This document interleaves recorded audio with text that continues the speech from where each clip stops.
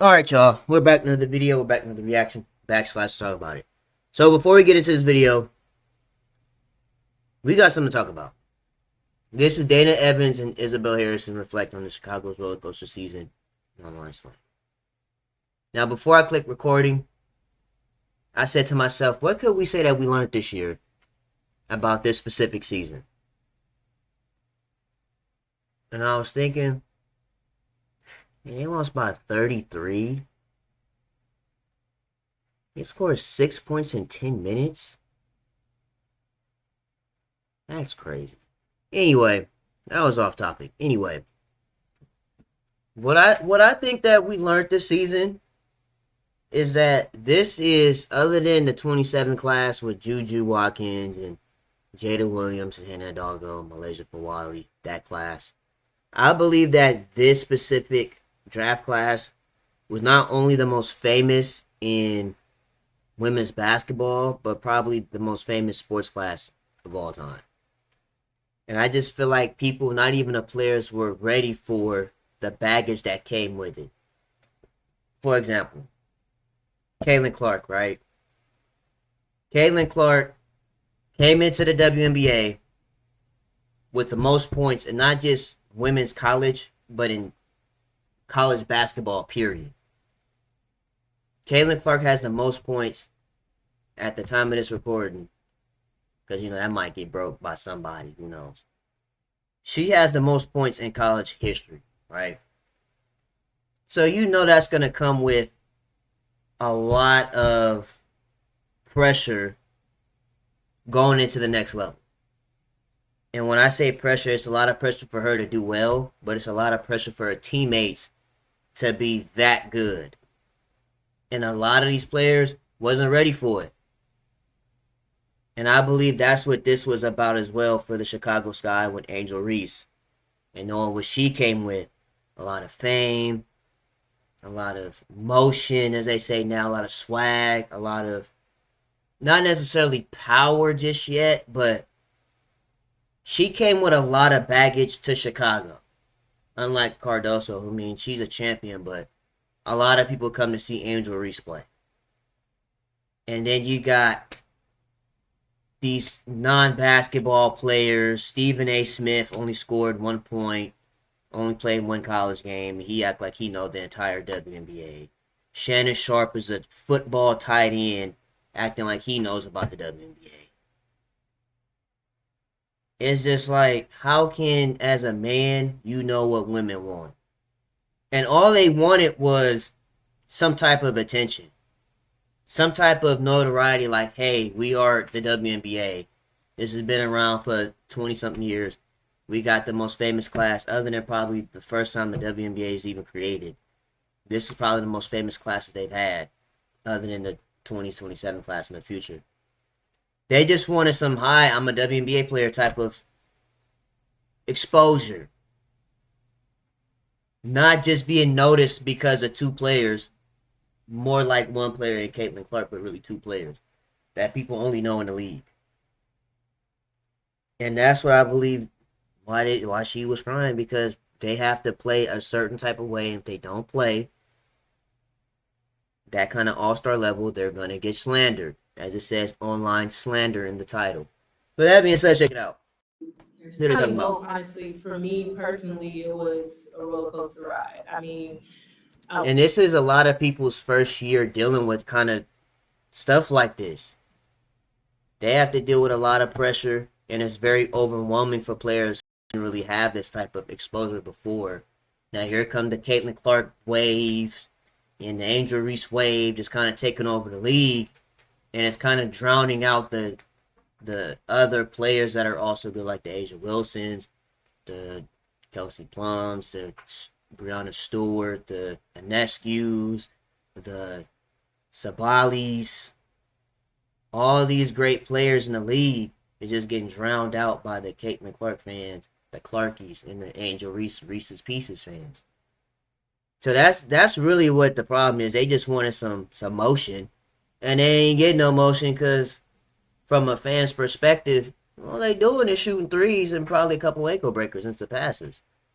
They just wanted some NBA attention, And now that they got it, it's kind of like, oh well, I'm better than just saying, oh, we're just Caitlin Clark and Angel. Like they want to be known as a basketball player, not just Angel Reese's teammate. Anyway, I went from starting to playing to not getting in the game. So it's hard, right? And it's just like you just got to be better, I guess. Come back 10 times better and even harder and ready to compete. Yeah, because y'all lost by 33. You scored 6 points in 10 minutes. Players are scoring this in 30 seconds. Again next year. And for the team, I feel like we went through so much. I mean, injury after injury, people getting sick. That's no excuse, but it was hard. It was a rough season just all around, just with the health and everything like that. It was a lot of stuff that we couldn't even focus on basketball. Like we were having to take care of stuff outside of basketball, which is a big distraction. This league is way too good. If you're not focusing on the main thing, you're not going to win any games in this league. This is your first time being part of this guy not making the postseason. I'm curious, like, what the lesson you're now seeing is in that. And maybe it's too early to say what that is, but as far as the takeaway, I mean, you were part of teams again that making the postseason. You're maybe not playing as much, but you're still in it. You're still gaining experience and those lessons there. Now you're not. I'm curious what the takeaway for you is now. I mean, I feel like the takeaway is to just be better. I feel like all around. I don't know. I don't know. Truly, I don't. It was a lot this year, so I don't really know what the takeaway was. Truly, A lot of people are saying that Dana Evans is ready to get up out of Chicago. I don't know how true that is, but be honest. A lot of people are saying about this specific interview that she's kind of trying to say she's trying to get out of here, but not saying she's trying to leave. She's trying to slick her way out of it. What was the outside of basketball stuff you referenced that you or the team? I was just saying a lot of noise. I feel like now we're more prepared. I feel like overall for the WNBA, like we had more eyes, we had more attention, we had a lot of stuff going on that we weren't all used to, right? So it was new for everybody, not just us, but I was just speaking obviously for us, that it was just a lot of outside noise where now I feel like we're used to that. We know how to handle that. We don't want to cause anything to distract us. We don't need any distractions on top of just not causing stuff in the locker room. I feel like sometimes you can read tweets and you can read stuff and that can affect people in the locker room. See, that's what I was telling y'all earlier about the pressure of being good when you're surrounded by certain players like Angel Reese and Caitlin Clark. You have to deal with their fan base attacking you. You know, it's the trolls out here that don't have no home training. They ain't got nothing else better to do, but they sit on their couch with their feet up talking crazy. And just keeping that out. They can't even catch a basketball, nonetheless play. You know, just making sure we stay together as a whole, and we know we got each other's back, and just staying together, I feel like was a lesson for this whole league this year. Agreed. Both of you can speak to this. That's an interesting thing. I don't think it's something I've quite heard a player articulate this year. With all the new attention, maybe that's not the right way to put it, but no, I get what you're saying. How did you guys experience that? What was the sort of content of it? Like, what was the feeling like? What were you reading, seeing, hearing? I mean, I'm gonna be honest, it was tough. I mean, Izzy, I know you can attest to that too. It was really tough. I mean, we're professionals. We know that we can play this game. I mean, but when you got people that's steady bashing you, that's supposed to be our supporters, I feel like that was a little slap in the face, and that was. Y'all heard that, right? That people that were supposed to be supporters kind of bashing. This is what happens in the NBA too, though. Especially with the Lakers. Because all it takes is for D'Angelo Russell to do absolutely nothing but run around and get cardio, and it's time to get him traded. But when he's hooping, it's like, oh my goodness, give this man an extended contract. But when he's doing nothing, it's get him off the team. So, you know, that's basketball too, though. You know what I mean? And this is not just basketball, it's any sport. It's baseball, football, soccer, football, whatever you want to call it, lacrosse. It's any sport. When players that are good that do nothing, these fans want them out of there. And when they are doing something, it's give him a contract extension. So that's part of the sport, getting bashed that supposedly supposed to be a supporter. Steady bashing you that's supposed to be our supporters. I feel like that was a little slap in the face, and that was hard to kind of deal with, but It was disgusting. it was really disgusting. But I always say God does not make mistakes, and I feel like this season really challenged my mental to another level, and I feel like I'm going to be so much better next season, just mentally. It's just like I said, this is something new for this entire league to have a lot of new eyes watching. You know, the Caitlin Clark fans, the Angel Reese fans, or Kia fans, they all spawning. Excuse me, and then it's a lot of people that are gonna be talking crazy, and you have to be prepared to answer those types of questions, or you do what you gotta do. Prepare for everything, and I know Izzy, you kind of feel that way too. I've never experienced this amount of Hate and harassment this entire season. I get emotional about it because I know She about to cry. See, this the thing, because I don't want to say it like this, but this is the exact thing that Atlanta Dream was talking about. From the Chicago Sky to Chicago Cry, and then she start crying. Like, here we go. It's watch it go crazy on Twitter. hate. On X, watch. hate This is exactly what the Dream was talking about. The Chicago Cry. And they're harassment. gonna post Izzy Harrison crying, getting emotional because, again, this is something new for a lot of people. Izzy Harrison just said she's never experienced this kind of harassment and hate her entire life. So when it happens, it becomes very overwhelming. And for a lot of people, it becomes depressing. Having to deal with all these random people just spawning out of nowhere, talking mess, talking trash for nothing. Because they ain't got nothing else better to do. They don't touch grass, they touch artificial. This entire season, I get Not official, but artificial. emotional about it because I know Dan would do the same, but it's hard because it should have never been like that. And to go and just want to play basketball every day, and you have people constantly, and if it's online, it's online, but like you now get tagged in it, and I'm constantly having to block people and just people making narratives up about you. It's hurtful. It is. And it's hard to just focus on basketball. And I appreciate the new eyes, but if it comes with hate and bigotry and racism, See, now that hate and racism, yeah, see, now that, from as far as the media perspective, allegedly, you gotta say allegedly now, so allegedly, it's a coin flip on the racist card. Now, it could be from Caitlin Clark fans being racist, or then there's Angel Reese fans, quote unquote, being racist. So I don't know where is it coming from, or what side it's coming from, but that is true though, because they called Dejanay a monkey or something like that. They called her a baboon or something crazy. I was like, that's nuts. Oh, because she a basketball player? A competitive basketball player at that, she got to get called a baboon? And all this other racist stuff? I'm like, that's tough.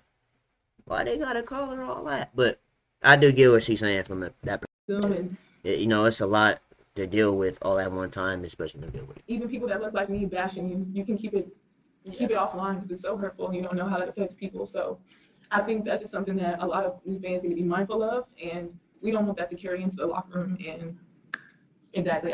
And to piggyback on that is, I would say, especially for the people that support the Sky, if you're going to support the Sky, support the Sky. You know what I'm saying? I feel like that was a big issue. And like, I mean, it messes with your mental. I don't care how good you are or what's going on. You're going to see stuff. You're going to read stuff. But it made you a lot better. It made us a lot stronger up here. And As it that's should. better next year. you learn from it, you grow from it, you just stay away from it because it's like, I'm not going to attach that to my name. But there was just so many times that was just a factor and it shouldn't have been.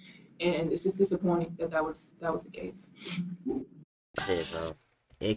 This class is the most famous class as far as dealing with a lot of people watching the WNBA, like seriously, the first time. And we want to go that far back. All right, we go that far back. All the way since the championship game when Angel Reese did the "You Can't See Me" and pointing out her ring finger. Even going that far back.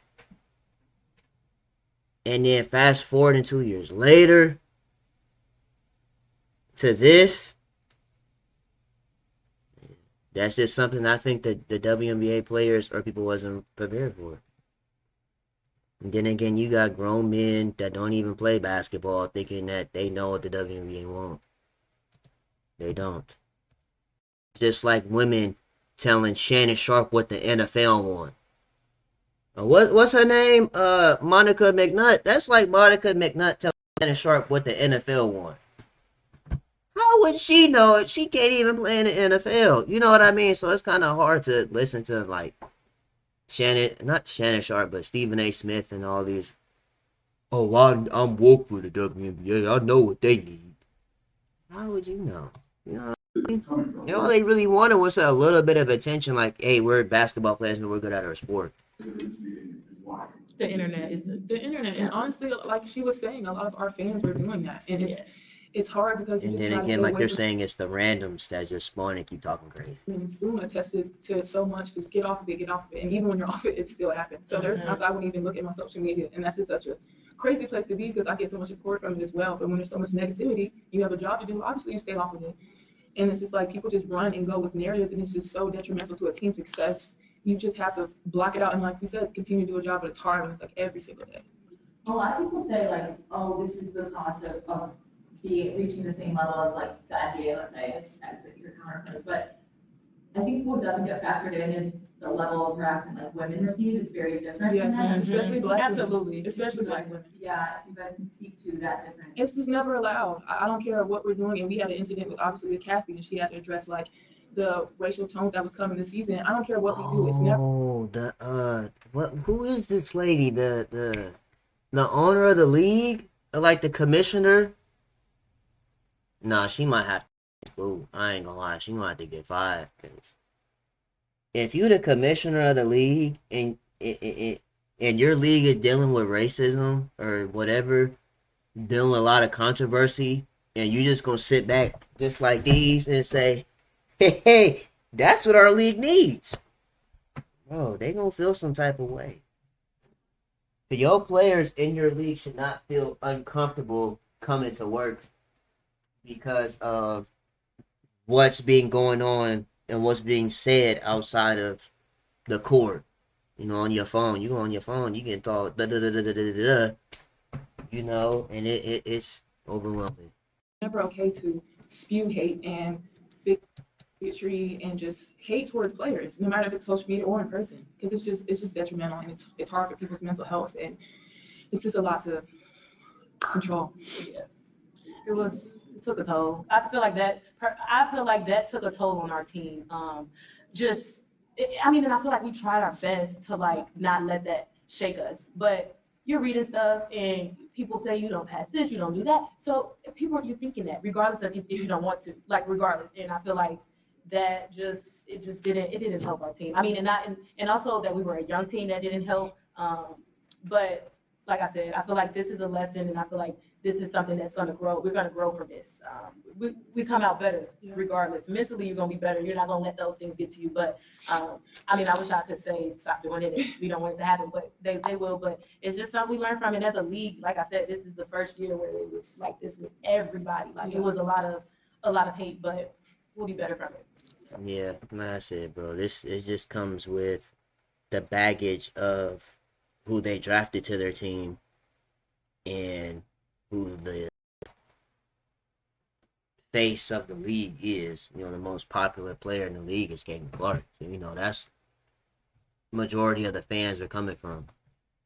But I'm already knowing there's gonna be a lot of people that saying that her teammates are jealous of Angel Reese and things like that. Maybe, you know what? Let's check Twitter. That might be where the rest of the news is at. All right, let's go down this rabbit hole of X, Twitter, and see what they got to say. So you pretty much watched that already. Let me watch that again. On the way to steal Dana Evans' wrist from her. So this is what she's talking about. These people just talking crazy.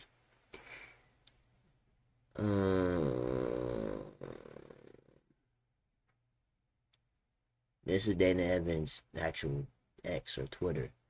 God makes no mistakes. My mental was challenged more than ever, and I know this is just another bump in the road. He's brought me too far and he brought me too far to leave me now. So thankful for the people in my corner through this roller coaster. Sometimes you just have to go through the worst to get to the best.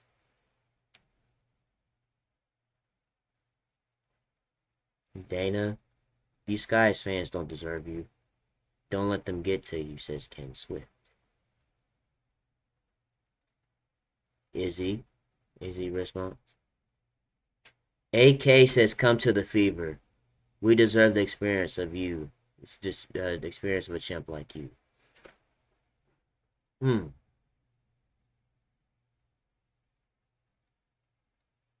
Well, it seems like Dana's getting a lot of love on this Twitter post.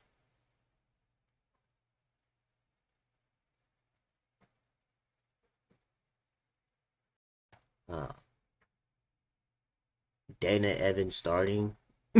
Why y'all doing that? Calm down. True, I beg you, because of God, calm down. Okay.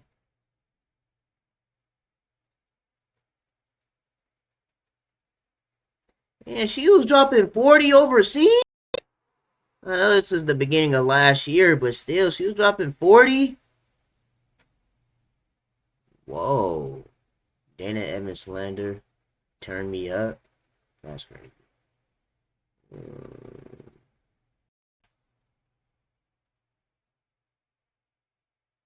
Dana Evans meltdown is over. What was this? This was years ago. This is, you said bashing. Again, I have no control on what it said on Spaces, but that's what you call bashing. Y'all stands been bashing me the whole season.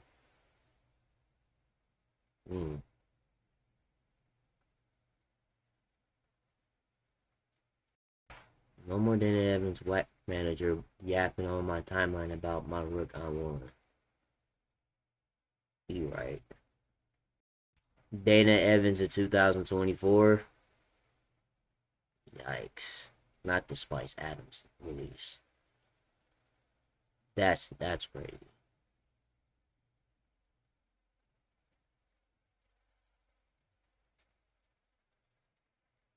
I'm trying to see if there's anything else to talk about. Dana Evans kicked off exit interviews for the Sky. Talked in depth about her frustrations with playing time this season. Her focus entering restricted free agency. You gotta have someone to at least give you some grace. So yeah, she's definitely leaving. 100%. Dana Evans on free agency priorities. In this league, I feel like you've got to have someone that give you some grace. This league is so good. I say it all the time. You're not gonna be perfect, but you also need someone that's gonna trust you to run the team, and that's going to trust you to give you grace, because that's what it's about. It's a 40-minute game. You're not going to be perfect, but having someone that's going to trust you, I feel like it just makes me more confident, not feeling like you have to look over your shoulder and hesitate yourself and doubts yourself ever.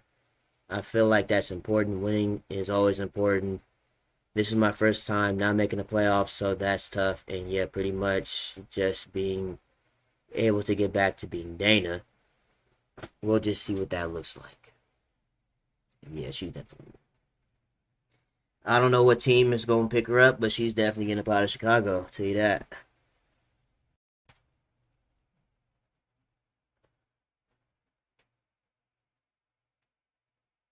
Like, why was I staring at Rachel Benham, Dana Evans, Mariah Jefferson, Bree Turner, and Isabelle Harrison lineup in a must-win game as a contender, Teresa?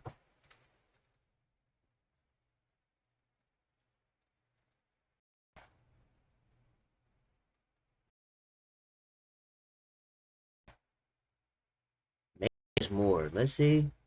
There might be more videos. Because I'm not seeing anything on X or Twitter about what people think about it. But that just might be it. Yeah, I mean, that might be the end of this video because I don't really see anything else. on here.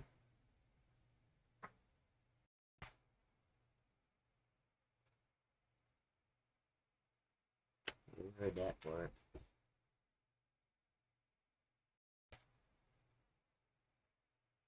Yeah.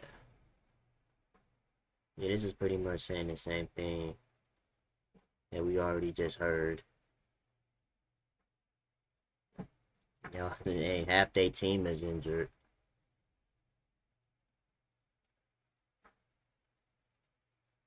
Dana Evans haters real quiet tonight. They've been quiet these last 2 days. Yeah, man, so I think that's going to be into this video because I don't see anything else. Mabry was exactly what she is now, a bench player who shouldn't start. Just like Lindsay Allen, Dana Evans, and Diamond Shields, Cardoso and Reese play excellent basketball together. Best rebounding front court in the league, excellent defenders, and they set each other up very well. Been saying that all season. Give Cardoso all. Been saying that all season. She's too big to be shooting 5 times a game. Been saying that. If I say tweets, I don't know. Oh, that's about it. Yeah, they showing me Dana White. That's not the right person. Dana Evans, no.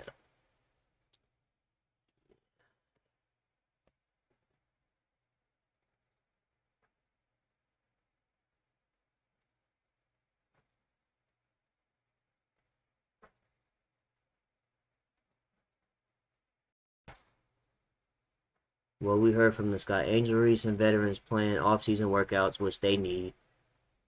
Camila Cardoso and teammates head upward. Kennedy Carter will not play in Unrivaled, so the Breonna Stewart League. Dana Evans still uncertain about her future in Chicago. Interesting.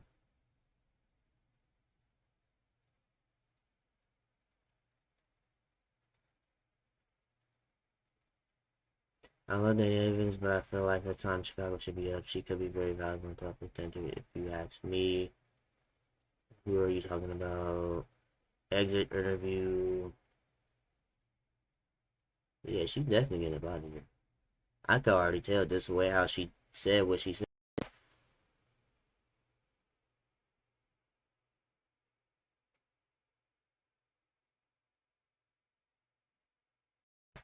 This guy have a guard and shooter problem. That's it. Anyone who tells you that their problem is anything else is conceding that they don't watch.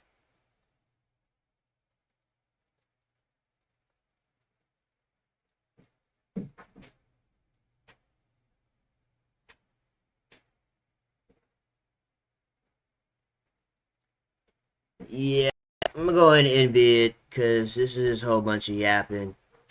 You've already seen that. So, anyways, you guys let me know down below in the comments how you guys feel about this whole situation of Dana Evans and Isabelle Harrison dealing with the trolls of the internet pretty much getting into the heads of the Chicago Sky players and the fans that should be, supporting the team. And yeah, I'm gonna see you guys in the next video, man.